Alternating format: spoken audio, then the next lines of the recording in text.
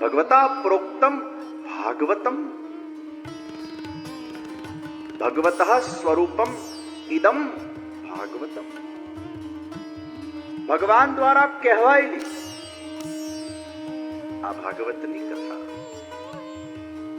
અને ભગવાન જ સ્વયં આ ગ્રંથના સ્વરૂપે શબ્દ મૂર્તિના રૂપે આપણા વચ્ચે વિરાજમાન થયા છે. આપણા ઘરે ઠાકોરજીના જુદા જુદા સ્વરૂપ બિરાજતા હોય. કોઈના ઘરે બાલકૃષ્ણલાલજી હોય, કોઈના ત્યાં ચિત્ર સ્વરૂપ હોય, કોઈના ત્યાં શ્રીનાથજીનું શિલા સ્વરૂપ હોય. એમ જુદા જુદા સ્વરૂપની આપણે સેવા કરીએ. આ શ્રીમદ ભાગવત એ શબ્દ મૂર્તિ છે અને આ શબ્દ મૂર્તિનું પૂજન, અર્ચન, સેવન, પઠન, સત્સંગ કરવાથી પ્રભુ અત્યંત પ્રસન્ન થાય છે. અને એટલે જ દરેક વૈષ્ણવ ભલે પોતાના ઘરે ઠાકોરજીની સેવા કરતા હોય, જપ કરતા હોય, પાઠ કરતા હોય, પણ નિત્ય શ્રીમદ ભાગવતનું પઠન પણ જરૂરી છે. ભલે થોડુંક કરો. કદાચ હમણાં આંગળી ઊંચી કરાવીએ તો બહુ ઓછા લોકો શ્રીમદ ભાગવતનું પઠન કરતા હશે આપ સૌમાંથી. પરંતુ જ્યારે જ્યારે અવસર મળે દિવસમાં એક ક્રમ નક્કી કરો, થોડુંક પણ અમે શ્રીમદ ભાગવતનું અવલોકન કરીએ. અને ભાગવતકાર તો એમ લખે છે, શ્લોકાર્ધમ શ્લોકપાદમ વા નિત્યમ ભાગવતોદ્ભવમ.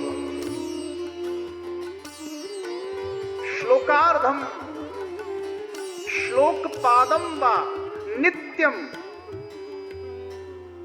કદાચ તમને વધારે પઠનનું અનુકૂળતા ન રહે તો શ્લોકાર્ધમ, અડધો શ્લોક, એટલું એ ન ફાવે. શ્લોકપાદમ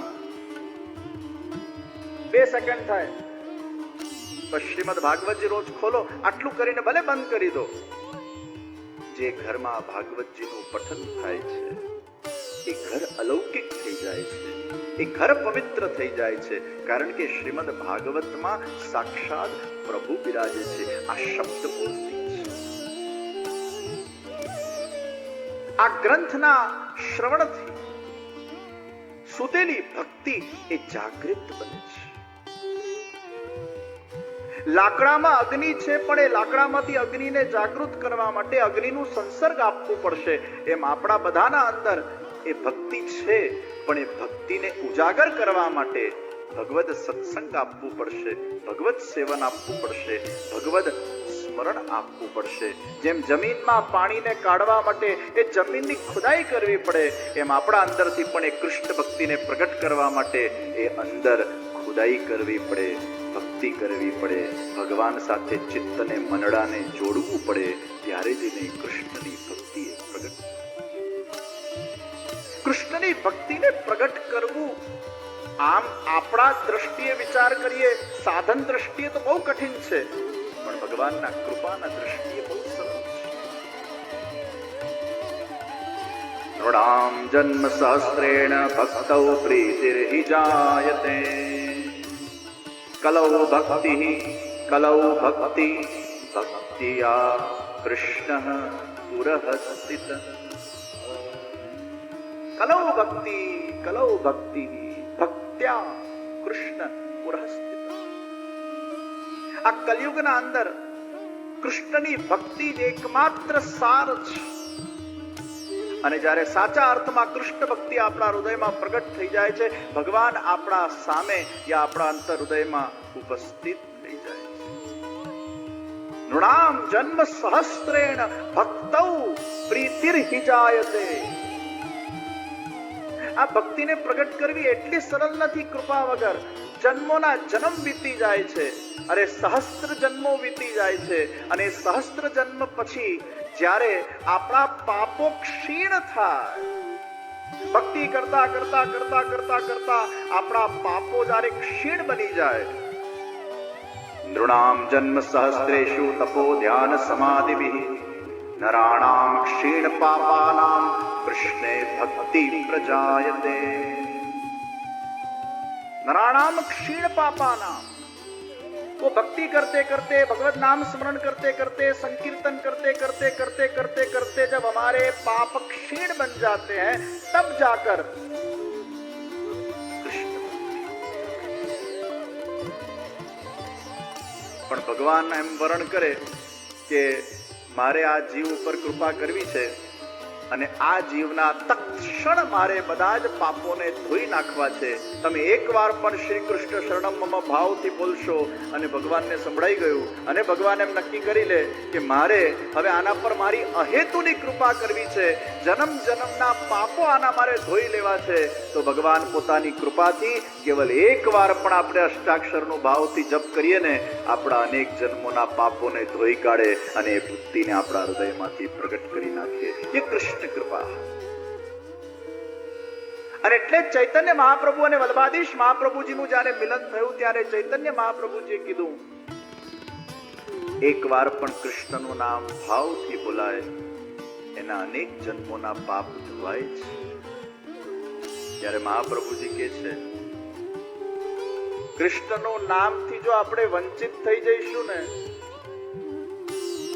તો આ કાળનો પ્રવાહ એ આપણને ગ્રસીભૂત કરી નાખશે. આ માયાને મોહના અંદર આપણે એવા પડી જઈશું કે કૃષ્ણથી દૂર થઈ જઈશું. એટલે જ કૃષ્ણની ભક્તિને પોતાનું અંગ બનાવવાનું છે, પોતાની દિનચર્યામાં કૃષ્ણ ભક્તિ લાવવાની છે.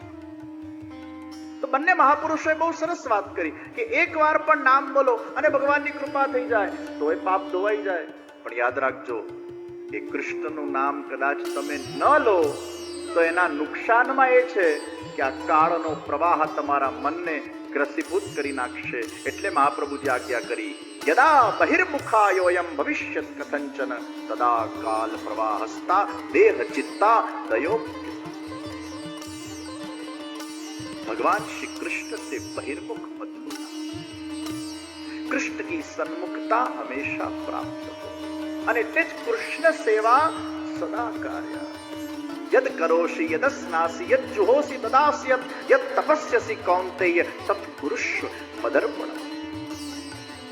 યદ કરોષિ યદ સ્નાસી યદ જુહોસી દદાસ્યત.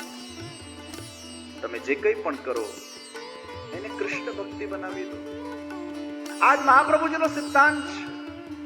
ભગવાન કૃષ્ણના પ્રીત્યર્થ, ભગવાન કૃષ્ણને પ્રસન્ન કરવા માટે તમે કોઈ પણ કર્મ કરો એ ભક્તિ બની જાય છે. અને કર્મને આપણે ભક્તિ બનાવવાની છે. આપણા ડે ટુ ડે રૂટીનના અંદર શ્રી કૃષ્ણ ભગવાનને આત્મસાત કરવાના છે.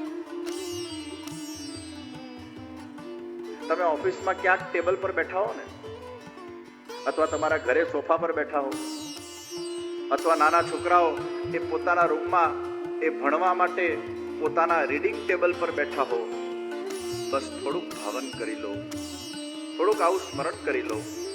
कुछ पल के लिए कृष्ण को याद करके बस इतना सा कह दो, આ મારા સામેની ચેર પર છે ને મારો કૃષ્ણ વાસુડી લઈને બેઠો છે, આ મારા બાજુના સોફા પર આ કૃષ્ણ ભગવાન મને ભલે દેખાઈ નથી રહ્યો પણ વિરાજમાન છે. ક્યાંક રીડિંગ ટેબલ ઉપર તમે ભણતા હો, મેરા કૃષ્ણ યહાં વિરાજમાન હૈ. તમે ગાડી ચલાવતા હો અને કદાચ બાજુની સીટ પર કોઈ ન બેઠું હોય તો ગાડી ચલાવતા વખતે પણ એવું ભાવ કરજો, આ બાજુમાં કૃષ્ણ બેઠો છે. અને કદાચ બાજુમાં કોઈ બેઠું હોય ને તો એમ ભાવ કરજો પાછળ કૃષ્ણ બેઠા છે. અને આખી ગાડી ફૂલ હોય ને તો એમ ભાવ કરજો મારા હૃદયમાં કૃષ્ણ બેઠો છે. અને હૃદયમાં વિરાજમાન થઈને એ કૃષ્ણ મારા પાસે આ કર્મ કરાવી રહ્યો છે. और यही भक्ति की परिभाषा है. ये इनके प्रकारेण हम हमारे जीवन के प्रत्येक कर्मों को भगवान के श्री चरण में समर्पित करते हुए वो कर्म को हम भक्ति बना दे. એટલે ભક્તિ સદા કૃષ્ણ સેવા સદા કાર્ય. 1 મિનિટની 5 મિનિટની 10 મિનિટની ભક્તિ નથી, સતત શ્વાસ શ્વાસમાં ભક્તિ છે. મારી એક જગ્યાએ પધરામણી હતી. એક 7 વર્ષનો છોકરો તિલક વિલક કરીને બેઠો તો તેજસ્વી, એના મુખ પર ખૂબ તેજ. એની આંખોમાં એવી નિર્મલતા હતી, એવી પવિત્રતા હતી. મેં દીકરાને પૂછ્યું, બેટા તારે શું બનવું છે? તો મોટા ભાગે આપણે છોકરાઓને પૂછીએ તો એમના જવાબ બહુ કોમન હોય, અને ઘણા નાના છોકરાઓના તો 90% એક જ જવાબ હોય, મારે ક્રિકેટર બનવું છે. બધા ટેણિયાઓને ક્રિકેટ બહુ ગમે, મારે ક્રિકેટર બનવું છે. કોઈ કે મારે ડોક્ટર બનવું છે, કોઈ કે એન્જિનિયર બનવું છે, કોઈ કે મારે ધંધો કરવો છે. અને ઘણાના પાછા વિચારો તો પોતાના પિતાથી પ્રેરિત આવતા હોય. પિતા જે વ્યવસાયમાં હોય, પિતા જે કરતા હોય, માતા જે કરતા હોય, એ એમને કરવાની ઈચ્છા થઈ જાય. આ કંઈક વિરલ છોકરો હતો. બેટા તારે શું કરવું છે, શું બનવું છે? એને બહુ સરસ વાત કરી, જે મારે સૌથી પહેલા કંઈ પણ બનતા પહેલા મારે કૃષ્ણના ભક્ત બનવું છે. હું કંઈ પણ બની જાઉં મારા જીવનના અંદર, પણ અગર હું ભક્ત ન હોઉં, મારે કૃષ્ણના ભક્ત બનવું. આટલા નાના છોકરામાં આ પ્રકારની ભાવ. પછી મેં પૂછ્યું, તારે ભક્તિ જ કરવી છે કે બીજું કંઈ પણ કરવું છે? એને બહુ સરસ વાત કરી, મારે ભક્તિથી બધું જ કરવું છે. હું આજ ભક્તિથી મારા પરિવારનું પોષણ પણ કરીશ, હું આજ ભક્તિથી મારા ઠાકોરજીની સેવા પણ કરીશ, હું આજ ભક્તિથી મારો વ્યવસાય પણ કરીશ, હું આજ ભક્તિથી મારા જીવનના અંદર સામાજિક માનવતાના કાર્ય પણ કરીશ, અને હું આજ ભક્તિના વડે મારા આત્માનું કલ્યાણ પણ કરીશ. આ 7 વર્ષનો છોકરો, હું એને જોઈને બહુ પ્રભાવિત થયો. એક 7 साल के बालक के अंदर इतना भाव. અને એટલે જ આપણે કંઈ પણ બની જઈએ, કેટલી પણ ઊંચાઈ પર પહોંચી જઈએ, કેટલા પણ શિખરોને આપણે સર કેમ ના કરી જઈએ, પણ એક પ્રશ્ન પોતાના અંતર આત્મામાં ચોક્કસ પૂછજો, આપણે ભક્ત બન્યા કે નહીં?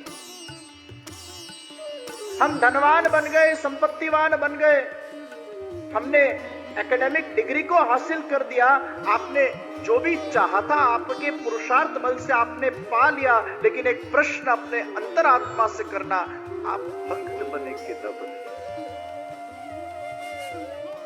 અને ભક્તિ એટલે ભગવાન શ્રી કૃષ્ણને આત્મસાત કરવું, ભગવાનને પ્રેમ કરવું, આ ભક્તિ. ભગવાન સાથે સોદા તો બહુ લોકો કરશે, ગીવ એન્ડ ટેક ભક્તિ બહુ લોકો કરશે, ટર્મ્સ કન્ડિશન વાળી ભક્તિ બહુ લોકો કરશે. ભગવાન હું તારા માટે આટલું કરું, તું મારા માટે આ કર, આ તો સોદાબાજી થઈ. ભગવાન સાથે બિઝનેસ તો બહુ લોકો કરશે, બહુ ઓછા લોકો એ નિષ્કામ ભાવથી ભગવાન શ્રી કૃષ્ણને પ્રેમ કરી શકે છે. અને આ પ્રેમ લક્ષણા ભક્તિ, એને જ પુષ્ટિ ભક્તિ કહી.